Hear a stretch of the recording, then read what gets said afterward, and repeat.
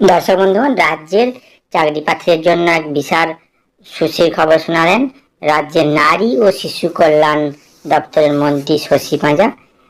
তিনি জানালেন যে এই মুহূর্তে 32,659টি পদে অঙ্গনারী কর্মী নিয়োগ প্রক্রিয়া শুরু হল, যেখানে আবেদন হবে অনলাইন বা অফলাইনের মাধ্যমে।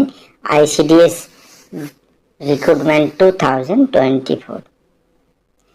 এখানে বলা হয়েছে যে শিশু এবং নারী কল্যাণ দপ্তরের মন্ত্রী শশী পাঁজা বলেছেন 12,028 জন অঙ্গনওয়াড়ি কর্মী এবং 20,631 জন অঙ্গনওয়াড়ি সহায়িকা নিয়োগ করা হবে।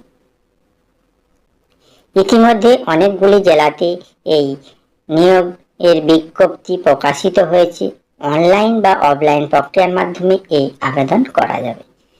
বর্তমানে কোন কোন জেলায় আবেদন চলছে, আবেদন করার জন্য কি কি যোগ্যতা রয়েছে, কারা আবেদন করতে পারবেন এবং কিভাবে আবেদন করতে হবে, নোটিশ কিভাবে আপনারা ডাউনলোড করবেন, ফর্ম কিভাবে পাবেন, বিস্তারিত সমস্ত কিছু এই প্রতিবেদনটিতে আলোচনা করব।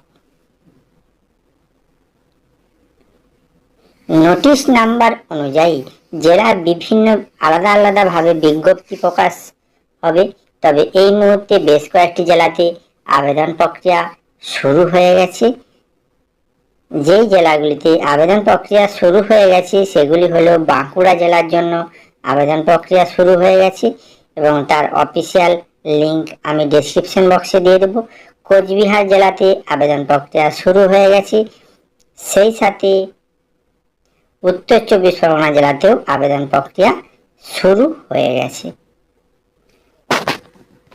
এরপরে আমরা যেটা দেখব যে আবেদন করার জন্য যেসব পদের যে নামগুলি বললাম, অঙ্গনওয়াড়ি কর্মী এবং অঙ্গনওয়াড়ি সহায়িকা, যেখানে মোট শূন্যপদ 32,659টি।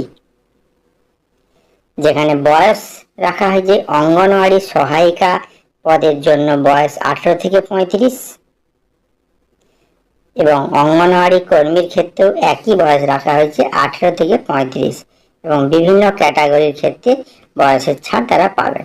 শিক্ষাগত যোগ্যতায় আসি।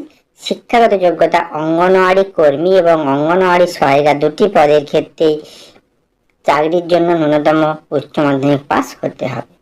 এরপর আসি বেতনক্রম। অঙ্গনওয়াড়ি কর্মীদের সাম্মানিক ভাতা হিসাবে একজন অঙ্গনওয়াড়ি সহায়িকাকে মাসে 6,800 টাকা বেতন দেওয়া হবে এবং একজন অঙ্গনওয়াড়ি কর্মী মাসে 9,000 টাকা বেতন পাবেন। এরপর নিয়োগের পদ্ধতি।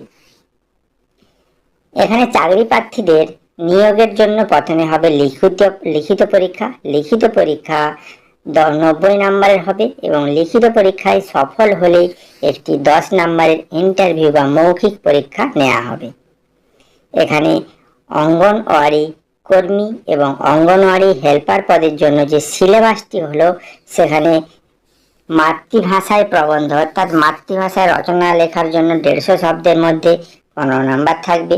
পাটিগণিত MCQ ক্লাস 8 পর্যন্ত, যেখানে থাকবে 20 নম্বর। পুষ্টি, জনস্বার্থ, মহিলাদের অবস্থা ইত্যাদির জন্য থাকবে 15 নম্বর। ইংরেজির জন্য থাকবে 15 নম্বর এবং সাধারণ জ্ঞান থাকবে 20 নম্বর, অর্থাৎ টোটাল 90 নম্বরের লিখিত পরীক্ষা হবে। এখানে অনলাইনে আবেদনের পদ্ধতি ওই যে জেলাতে আবেদন প্রক্রিয়া শুরু হচ্ছে সেই নির্দিষ্ট জেলাতে নির্দিষ্ট ওয়েবসাইটে গিয়ে সেখান থেকে অনলাইনে আবেদন করতে পারবেন। অথবা যারা অফলাইনে, যেসব জেলাতে অফলাইনে আবেদন প্রক্রিয়া শুরু হবে তাদেরকে কি করতে হবে, তাদের অফলাইনে আবেদন করার জন্য অফিসিয়াল ওয়েবসাইট থেকে আবেদনপত্রটি ডাউনলোড করতে হবে এবং তারপর সঠিকভাবে ফিল আপ করতে হবে। ফিল আপ করার পরে সেখানে নির্দিষ্ট জায়গায় ছবি এবং সই করে প্রয়োজনীয় কাগজপত্র এবং সেই সঙ্গে ফর্ম কাগজপত্রগুলিকে একটি খামের মধ্যে প্রবেশ করিয়ে জেলা প্রশাসনের নির্দিষ্ট ঠিকানায় জমা দিতে হবে।